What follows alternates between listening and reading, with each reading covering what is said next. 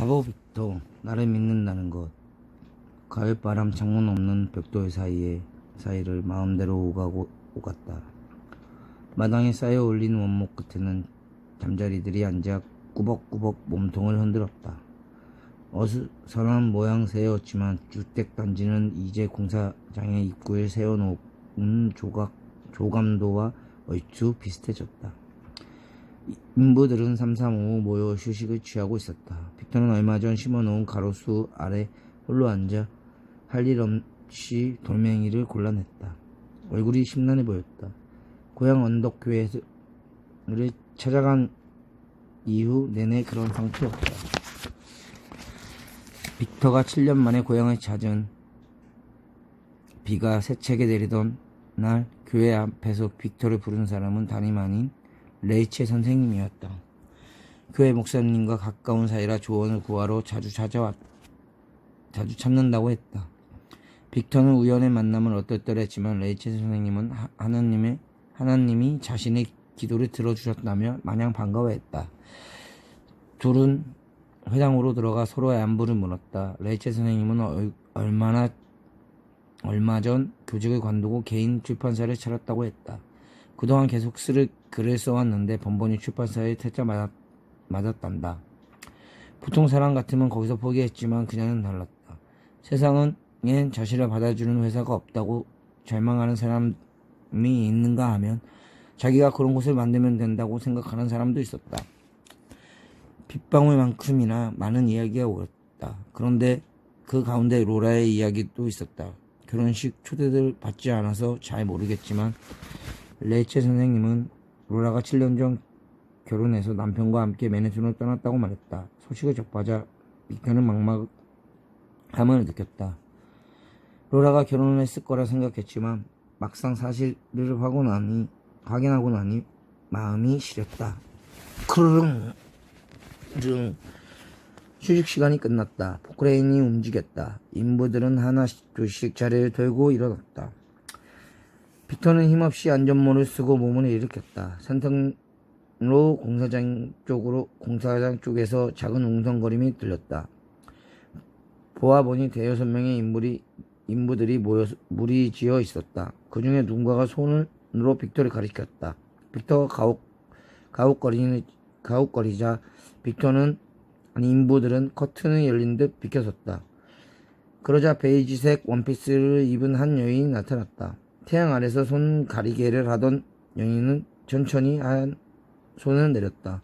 로라? 로라는 갈색 머리를 바람에 휘날리며 걸어왔다. 햇살 속에서 걸어 나오는 로라의 모습은 마치 그림 속에서 튀어나온 것처럼 나온 기부인 같았다. 로라가 가까워질수록 빅터는 정신이 아득해졌다. 안녕, 빅터? 안녕. 레이첼 선생님한테 내 소식 들었어. 로라는 얼마 전부터 빅터를 찾기 위해 지인들에게 수소문을 했다고 말했다. 왜 나를 찾았는데? 나랑 갈 곳이 있어서. 하지만 그곳은 나중에 말해줄게. 그건 그렇고 오랜만에 만난 친구끼리 밥 한 끼는 먹어야 하는 거 아니야? 나 지금 배고픈데 같이 가줄래? 물론. 그럼 조금만 기다려줄래?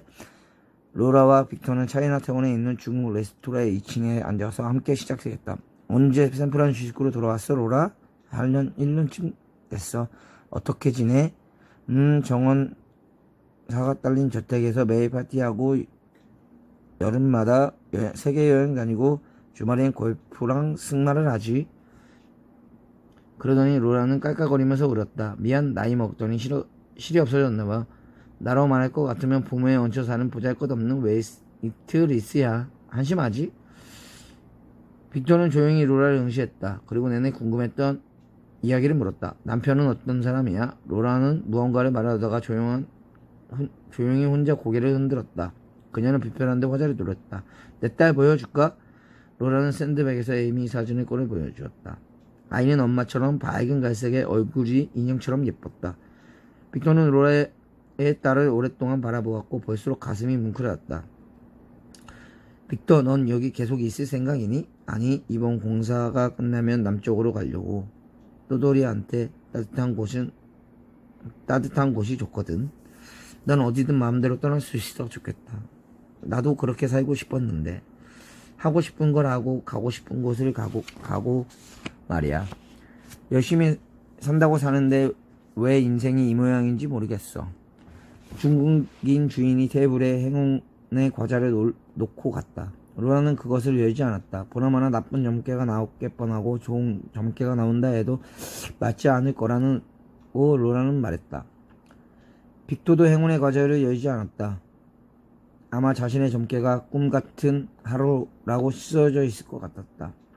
그런데 글은 안 쓰니? 레이첼 선생님이 계속 써왔다고 하시던데 선생님은 계속 글을 써왔다고? 로라는 적지 않은 충격을 받은 듯 놀랐다. 로라는 굳게 입을 다물고 씁쓸한 얼굴로 창밖을 바라보았다. 벡터는 왠지 하지 말아야 할 말을 한 것 같다는 생각이 들었다. 소리 사이는 긴 침묵이 흘렀다. 이런 날이 숱하게 상상해왔지만 막상 현실이 되고 보니 아무런 말도 떠올리지 않았다. 빅터는 접시를 내려다보며 서툴게 젓가락질하며 질만 했다. 식당에 나온 두 사람은 차이나타운을 걸었다. 행사를 준비 중인지 거리는 시끌벅적했다. 행인들이 피해가는 그들은 사이는 가까워졌다 멀어졌다. 빅터는 로라의 치근한 뒷모습을 지켜봤다. 둘은 서른이 되고야 많이 되었고 많이 지쳐 있었다. 빅터는 오늘 로라와 함께하는 마지막 날이라는 예감이 들었다. 저길 봐, 테일러 회장님이야. 로라는 TV가 진열된 쇼윈도 앞에 갑자기 걸음을 멈춰섰다. TV에서 테일러 회장의 모습이 보였고 뉴스에는 테일러 회장이 7년 만에 애플리 CEO가 다시 추대되었다고 믿기지 않는 소식을 전했다. 빅토는 로라 옆에 나란히 서서 TV를 지켜보았고 테일러 회장의 해직도 애플리는 내리막을 걸었다. 계속된 부실과 애플리 회생 가능성이 없다고 판단한 경영진은 애플리의 인수안에 제시했고 하지만 돌아오는 건 구제불능이라는 메시지뿐이었다. 애플리는 합병조차 불가능할 정도로 망신 차이가 되었었는데 언론에서는 이에 죽음의 소용돌이에 빠졌다고 표현했다. 한편 자기가 만든 회사에서 쫓겨난 굴욕을 당했던 테일러 회장은 자포자기하지 않았다. 그는 컴퓨터 그래픽 회사를 세웠고 결국 재기에 성공했다. 애플리는 경영진은 자신들이 버렸던 테일러 회장에게 구원의 손길을 요청해야만 했다. 그 말고 아무도 파산 직전에 회사를 맡고 싶지 않았다. 애플리의 제안을 수락한 테일러 회장은 경영진에게 전대미문한 연봉을 요구했다고 한다. 그가 요구한 연봉은 한 장이었다. 1달러. 방송 기자는 테일러 회장에게 애플리 CEO에 복귀한 소감을 물었다. 나는 한때 패배자의 상징이었습니다. 하지만 나는 나를 믿었습니다. 세상은 나를 믿지 않았지만 나는 나를 믿었습니다. 쇼윈도 앞에서 로라와 빅터는 고목처럼 서 있었다. 로라는 TV를 주시하는 채 낮은 목소리로 말했다. 레이첼 선생님도 테일러 선생님도 자신이 가고 싶은 길을 가고 있었던 거야. 우리도 모르는 사이에. 우리가 포기하고 주저앉는 사이에. 쇼윈도 위에 테일러 회장의 얼굴과 두 사람의 얼굴이 겹쳐 보였다. 빅터는 설명할 수 없는 전율이 열렸다. 로라 역시 같은 감정이었다. 빅터를 만나야 했던 이유가 있었다. 그러나 막상 테이블에서 얼굴을 보자 망설였던 지금까지 꺼내지 않았던 이야기. 이제 그 이야기를 해줄 때가 된 것 같았다. 빅터, 아까 내가 말한 거 기억나? 너와 함께 가야 할 곳이 있다는 거? 그래. 근데 밥을 같이 먹으러 가자고 한 거 아니었어? 로라는 천천히 고개를 저었다. 그리고 빅터의 눈을 보며 말했다. 빅터, 레이첼 선생님과 테일러 회장님처럼 우리도 다시 일어서야지. 내게 큰 용기를 낼 수도 상처가 될 수도 있는 일이야. 어때? 지금도 그래도 직시할 용기가 있는 거야?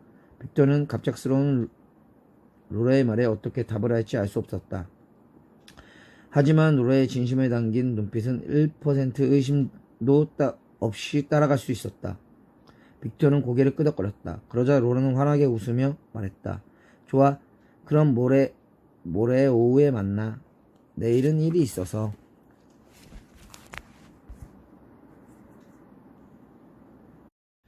바보 빅토. 나를 믿는다는 것. 가을바람 창문 없는 벽돌 사이에